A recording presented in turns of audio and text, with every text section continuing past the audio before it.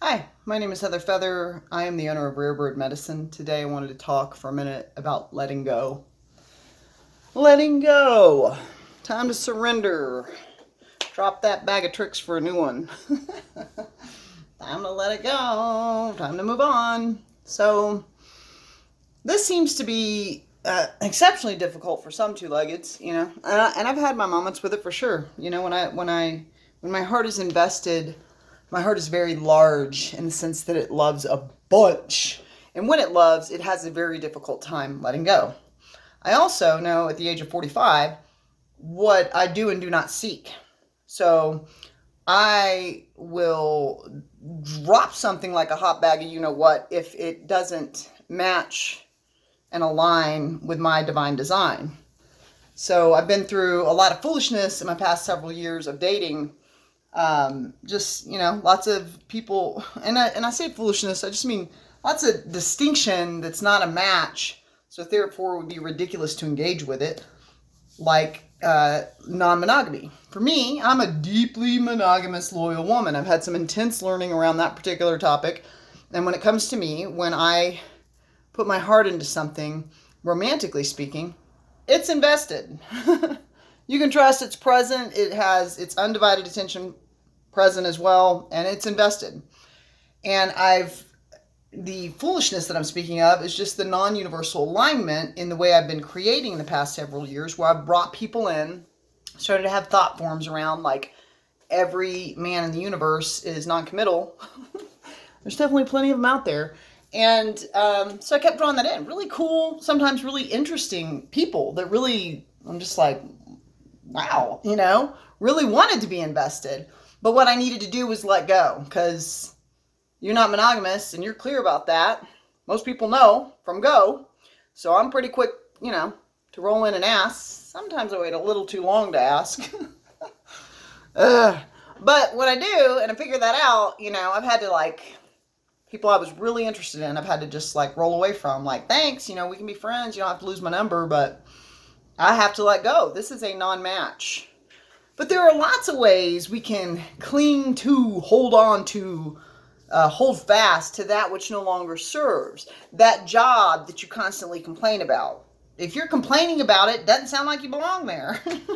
I've done a lot of coaching on the side, actually in service to the leaders I've worked for, about people pursuing their new vision, pursuing their new passion. Because no doubt, if you were to go leave that job and pursue your new passion, you're going to create an opening for somebody that might be really passionate about the position you currently hold.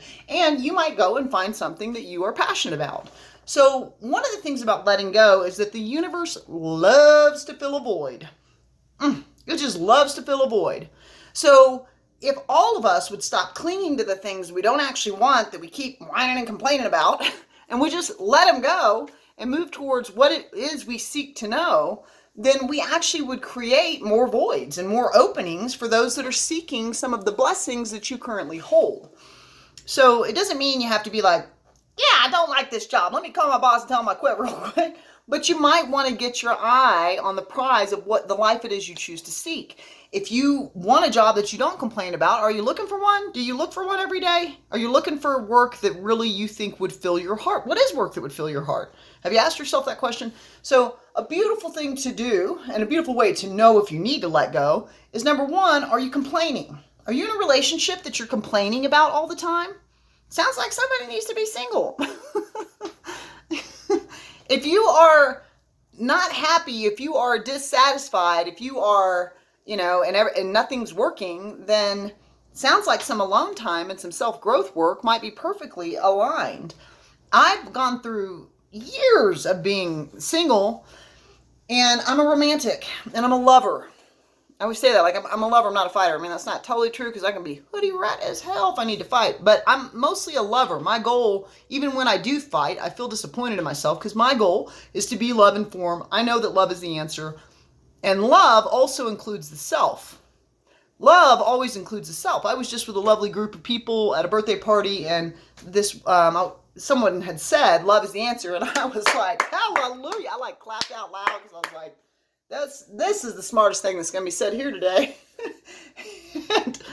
and a person next to me said, unless it's a narcissist. And I said, hold on, honey, like, hold on here.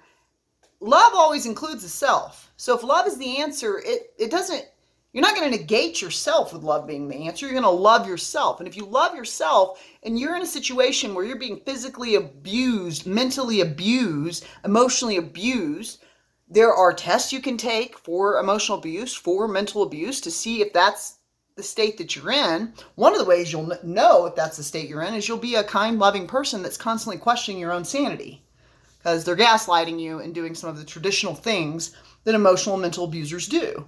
But it might be time to let that go. And you might think, well, they have a good job. They do work hard. I work hard. They had a rough life. Their parents were blah, blah, blah. But you don't have to live your life in a state of physical, mental, and emotional abuse. And many do right now. Some people, whoever's watching this video, and you may be one of them, are being physically, mentally, and emotionally abused. And so those are situations where I would say a more appropriate response is to let it go. Drop the zero, get with a hero. It's just time to let it go. Like, this is not, I don't need to know this. I was with an extremely emotionally abusive person for 2 years. They wouldn't define themselves that way. Classic narcissist. But, there was a point in which I had spent a year crying on the stairs asking God why I'm so unforgiving and unloving, that I'm such a problem to this man that I love. And it took me a year to figure out that I'm not the problem. I'm not the problem. Now, that person, as I've stated before in previous videos, this person was very severely physically abused as a child. It created a lot of trauma, no doubt created some PTSD, and they didn't extend that physical abuse to their own child. But they did extend emotional abuse to their own child and emotional abuse to me. And so there is a point at which you have to recognize, I don't choose this for me. I don't choose to put up with this foolishness. Let me let it go. I have a lot of Scorpio and I got plenty of fire, so I am happy to set something on fire, turn around, and never look back. I mean, I'm really good at that. So it felt like something that I might be able to share with people today, that my life has asked me habitually to let go of everything. The infinite death, all of the death. Death is boom, let it go.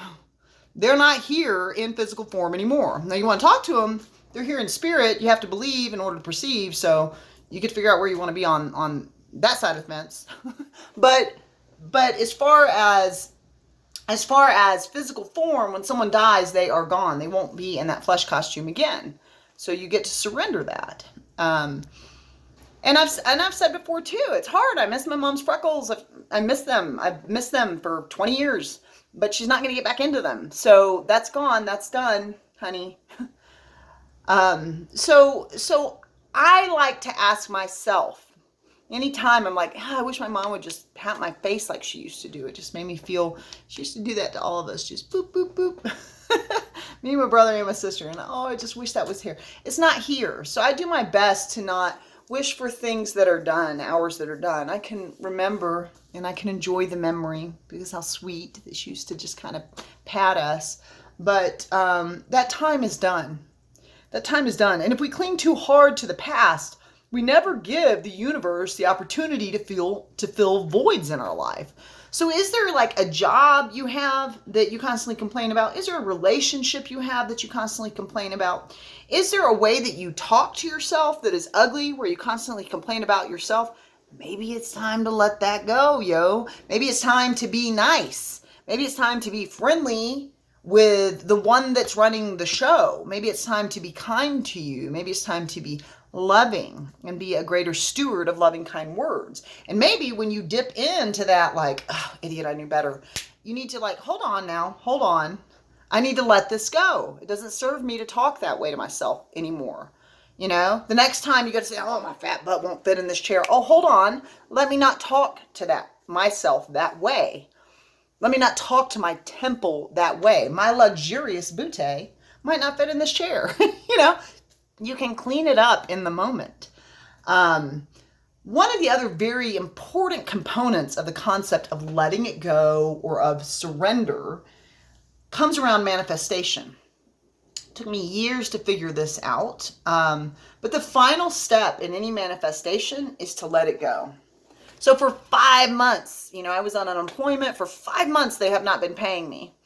And that's frustrating because nothing changed on my end. I was a restaurant manager when the pandemic hit, and I've paid into unemployment for over 30 years. I'm ready to get that money, yo. You owe it to me.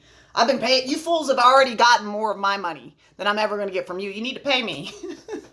But so I had a lot of like, oh, they need to resolve this. It had just gone into a weird status for whatever reason. Well, I decided to give it over to the angels. I gave it over to Archangel Cassiel, who I've been working with this week. Kafziel or Cassiel. It's also been stated Cassiel.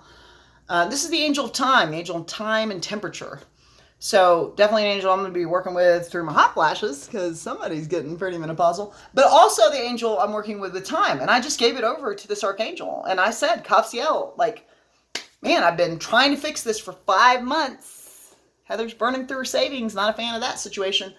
I would like for this to be resolved, and I have faith in your ability to resolve it. And today, it was resolved. So, done. But I had to surrender. I had to surrender my attachment to having it look like this, to it being this way. I just had to let it go. It's not that way. It's this way right now. Right now, I'm in ineligible status because something went weird. Okay, so I just have to let this go. And I let something larger than myself, because it's my goal to not be an egomaniac. I let something larger than myself take over. And Angel of Time resolved it remarkably. I mean, they just did this for a beloved friend of mine. I went to Cassiel. I told the person this will get resolved by the end of the day. And I prayed and prayed and prayed. I offered berries and fruit and ginger kombucha and all these things. And at the end of the day, right before that person lost consciousness to sleep, Cassiel gave that person the answer that I was praying for. Which I was like, if that isn't divine timing, that's not the most hilarious way.